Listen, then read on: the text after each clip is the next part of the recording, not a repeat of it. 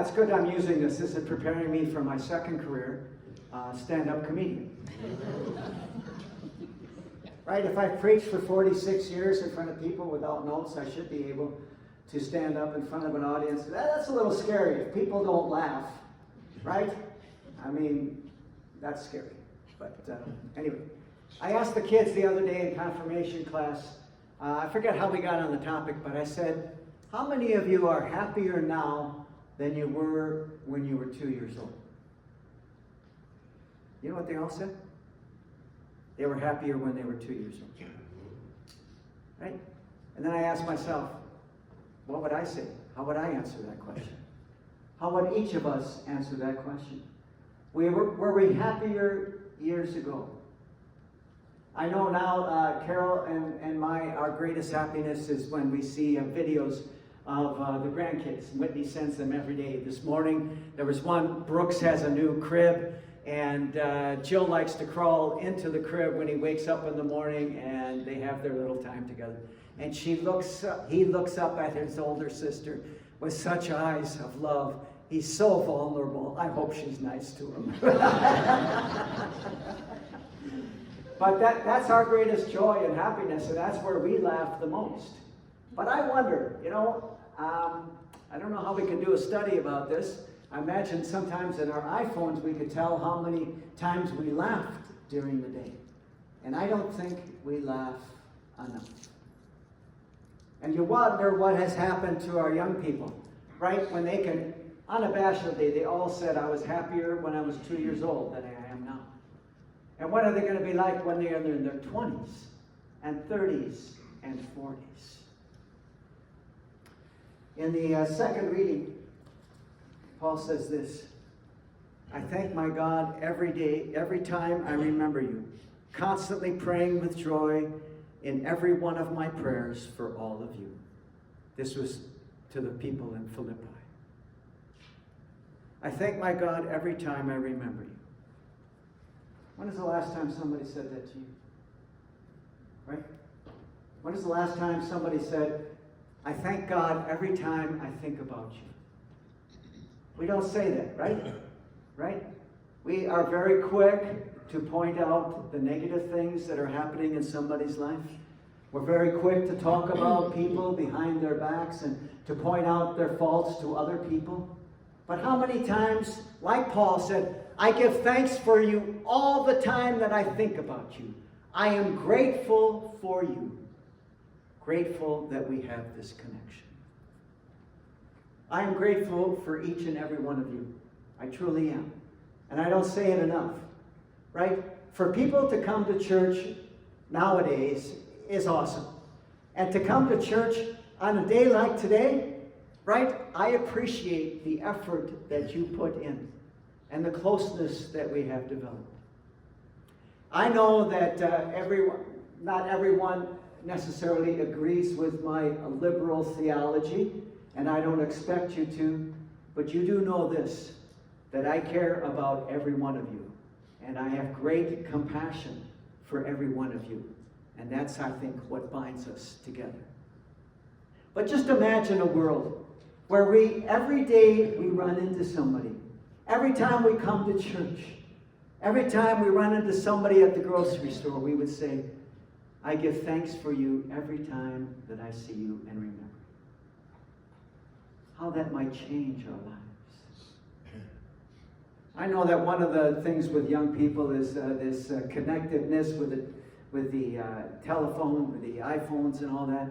I went to Belfort High School in the middle of the day to exchange some tickets for their musical. And there were 20 kids in the foyer of Belfort School. 20 kids. And it was dead silence. Nobody was talking to each other. 20 kids were on their phones, communicating or looking at some news, whatever it was they were doing. I remember going to Luther, and I'm not saying it's only because of Luther, but when my kids went there 15, 20 years ago, and you'd walk into the foyer there, everybody'd be laughing and talking and joking and horsing around. Kids are silent. Kids don't know how to converse with one another, how to talk with one another, and maybe not even how to joke with one another. It's a strange time. This week, I told you, it will be the first time in 46 years I'm with my mom on my birthday. And I remember when I was a kid, and I would come up to my mom and say, I love you, Mom. You know what her response was? What did you do wrong now? Yeah, some of you do that, right? And probably I had done something wrong, but sometimes I just wanted to express that I love you, right? But why does it have to be? We only say those words when there's a problem, when there's an issue. My granddaughter said last time I saw her, before I left, she said, I love you, Grandpa, with all my heart. Oh my God. What do you want, kid, a new car? But those words have just stuck with me, right? How powerful are those words? We should make an effort in this Advent season, especially before Christmas, to say those words to one another. I am grateful for you. I give thanks that you are part of my life, that you are in my life, and how important you are in my life. I wonder too, I do a lot of thinking about why the world is the way that it is, and why we are so angry, right, with one another, and why politics right now is so hot, right? And we're becoming further, and remember I did this a couple weeks ago, further and further divided. I need that clip on mic very, very quickly. But we are, and a part of it is the media. Right? And I'm not saying that there's false media, but the messages are often very negative. Wouldn't it be great that if on the media, on CBC, or maybe even we show up on the screen some pictures and videos from Africa, right? From Canadian Lutheran World Relief, and how the money that we have sent has helped people who are in desperate need. It has people who are sick and people who need something like dialysis, or a project like restoring this Lake Chad area. We don't see enough of the positive messages of people helping one another, of people being kind to one another. Unfortunately, those aren't the messages that sell. What sells is negativity and saying negative things about one another. That's not what the gospel is about. That's not what our faith is about. The gospel is about lifting us up out of the doldrums, out of a broken heart, and lifting us to greater things and happiness and joy. Christians should be the happiest people in the world, in my opinion. And I think we've lost a lot of that. Our message is such a positive, loving, accepting message. It's a message of forgiveness. It should create joy in our hearts. Amen. Amen.